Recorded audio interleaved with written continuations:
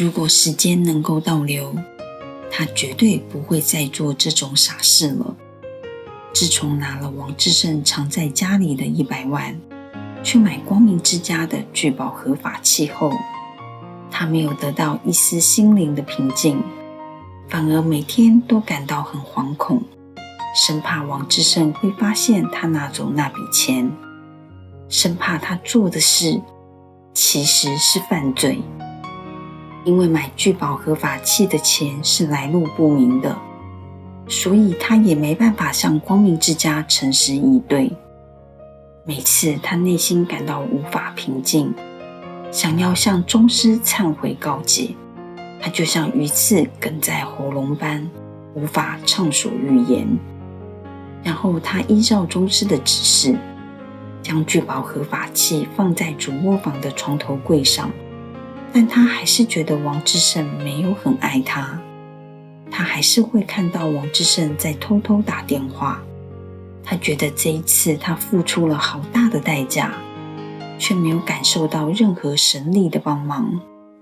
那100万就像一道诅咒般，不断地侵蚀他的身心。他现在变得没办法跟王志胜单独相处，因为他害怕他会突然提到那100万。最后他终于走投无路了，他还是来找顾晓帮忙。你到底怎么了？顾晓看着陈小娟不断的在哭，都用完1包卫生纸了，还是不停的哭。小小，你这一次一定要帮我。从陈小娟走进她独居的大楼公寓后，她只听到陈小娟一直在重复这句话：你到底发生什么事了？说说看，不然我怎么帮你？顾晓坐在高级牛皮沙发上，伸手轻拉着陈小娟的手。他感受到陈小娟变瘦了，他已经好久没跟陈小娟见面了。我怕你骂我，我真的很害怕。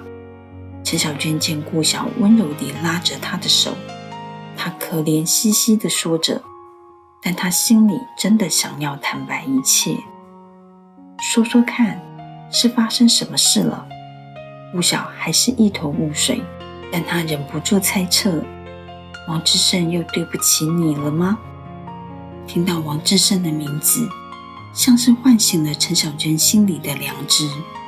她不安地将双手放在胸前搓揉，然后深吸一口气，开始一字一句地把自己所做的事向顾晓毫无保留地坦诚。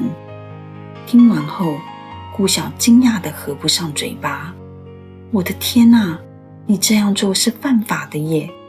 顾晓完全没想到陈小娟会做出这种傻事，重点是因为迷信。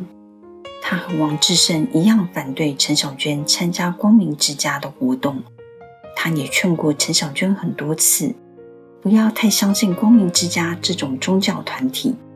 这个世界上根本没有什么法力无边的人间神灵，但陈小娟似乎无法自拔。她为了挽救自己的婚姻，变得连可信其有也不可信其无。看见顾晓满脸的不可思议，陈小娟像是被重重的一击，她弓起身子，将头埋进双膝间，大哭了起来。顾晓有些惊慌失措，他知道陈小娟一定是鼓起很大的勇气才会来找他求救的。你是不是想跟我借100万？陈小娟完全不敢把脸抬起来，她埋在双膝间的头轻轻地点着，并发出一声我借给你啊，你不要哭。顾晓马上答应了下来。真的吗？陈小娟虽然心里知道顾晓是会帮她的，毕竟顾晓家里殷实，现在也在家族企业上班，100万对顾晓而言真的一点也不是难事。但一听到顾晓答应的这么爽快，陈小娟还是觉得松了一口气。她又拉起顾晓的手，这次真的谢谢你，我以后不会再做这样的傻事了。顾晓问陈小娟接下来想要怎么打算，陈陈小娟将心中的计划跟顾晓讨论。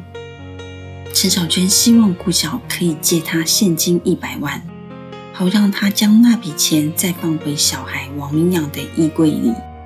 现在那衣柜里放着的是用报纸包着一叠废纸而已。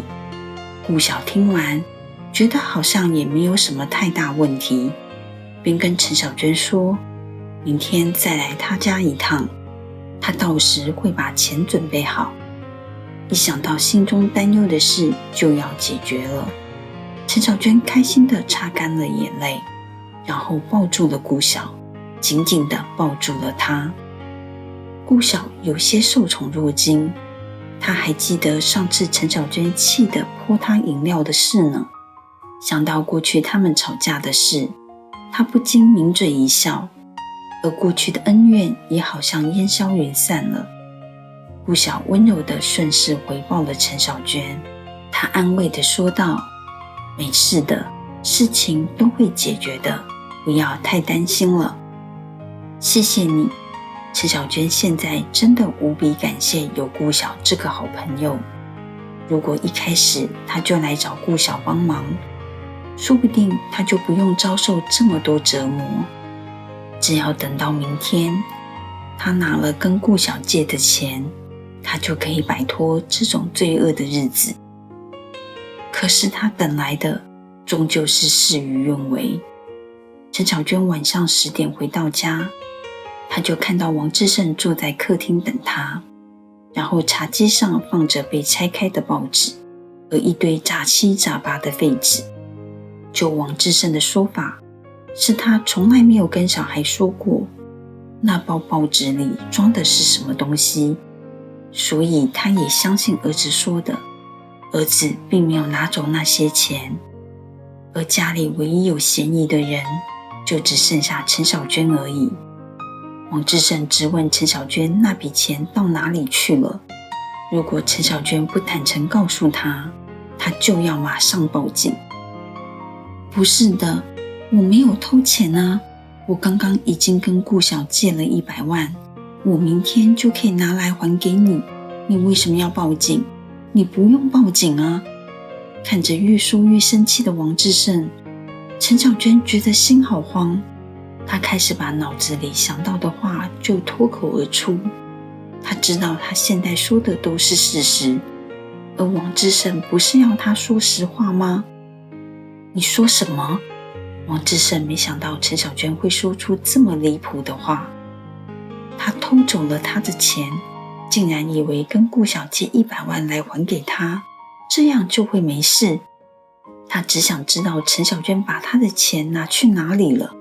这个该死的女人承认偷了他的钱，却不肯说出他把他的钱拿去哪里了。志胜，我错了，我下次真的再也不敢了，求你放过我好不好？陈小娟一想到王志胜有可能会报警，她就觉得事情发展到无法收拾的地步了。但王志胜愤怒地甩了陈小娟一巴掌，打得陈小娟头昏眼花，直接倒在客厅的地板上。听到声响的王明阳害怕地打开房门，大叫道：妈妈！这时王志胜却转过头对着小孩怒吼：进去，不准再出来，听到了没有？趴在地上的陈小娟看着孩子被吓傻的样子，她眼睁睁看着小孩害怕地退回房间，并把房门用力地关上。那一扇被关上的房门，也像是关上了陈小娟唯一的逃生门。